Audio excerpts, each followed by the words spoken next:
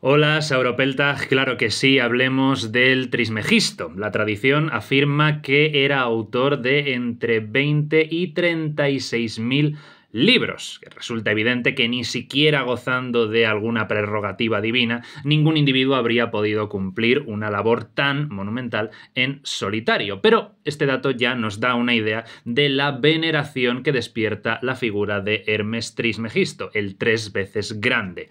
Entre las artes y las ciencias que, según la tradición, Hermes reveló a la humanidad, figura, por supuesto, la medicina, la química, el derecho, el arte, la astrología, la música, la retórica, la magia, la filosofía, la geografía, la matemática, especialmente la geometría, la anatomía y la oratoria. Por tanto, Hermes Trismegisto ocupa un lugar de honor entre los héroes civilizadores de las mitologías del mundo. Pero ¿a qué mitología pertenece él? Pues a una que lleva su propio nombre, el hermetismo. Originalmente procede de una tradición iniciática helenística, es decir, surgida y desarrollada a partir del siglo IV antes de la era cristiana, a la que se le dio el nombre del dios griego Hermes, el cual era portador de conocimiento, discernimiento, mediación e iluminación. Tanto es así que de su nombre derivan los términos hermenéutica y hermetismo.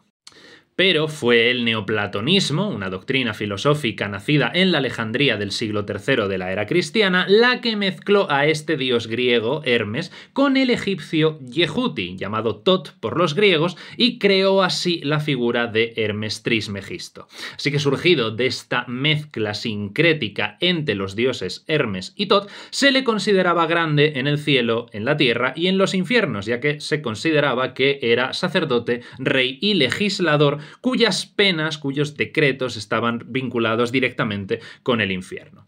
Y puesto que se consideraba a Tot dios de la sabiduría e inventor de la escritura, quien conocía los designios divinos, era guía, era mediador, pues Hermes Trismegisto también asumió esa función en el neoplatonismo, como el gran maestro representante de la revelación de la sabiduría y del camino que conducía a la eternidad. Tanto es así que el neoplatonismo imaginó la aproximación entre este Tot Hermes y Cristo, el neoplatonismo cristiano, evidentemente, porque en ambos casos el objetivo era reconciliar a los hombres con Dios a través de su mediación entre el cielo y la tierra. Pero cuidado, es importante entender que los neoplatónicos cristianos solo compararon a Hermes y a Cristo mediante la analogía, nunca creyeron que era la misma persona, reconocían de sobra la supremacía del Hijo de Dios sobre Hermes y consideraban a este un precursor del Cristo, algo así como Juan el Bautista. Entonces el hermetismo buscaba reanimar el estado divino, adormecido a causa de la caída en la materia, y hacerlo a través de un proceso alquímico, ¿no? La ciencia oculta en la que se efectúa la transmutación de los metales, en el sentido propio del término, pero también en sentido simbólico, como la regeneración de la conciencia y la naturaleza del ser humano. Así que a través de la alquimia se puede sublimar el plomo, ¿no? Es la materia cristalizada y degenerada que es el hombre, y transformarla en oro puro, que es el concepto alquímico para referirse al estado primordial del ser humano antes de su descenso.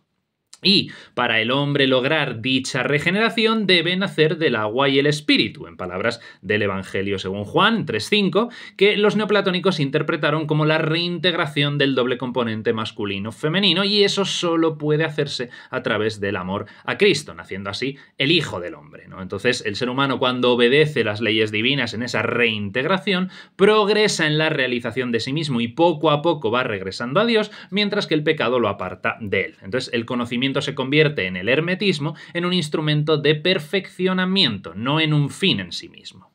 Las doctrinas herméticas fueron plasmadas en muchos escritos que reciben en conjunto el nombre de hermética, textos que fueron escritos entre los siglos III antes de la era cristiana, después el movimiento neoplatónico alejandrino del siglo III alcanza la gran explosión, el gran boom, y los últimos textos se fechan en torno al año 1200, ya siendo muy diferentes, evidentemente, en contenido y alcance.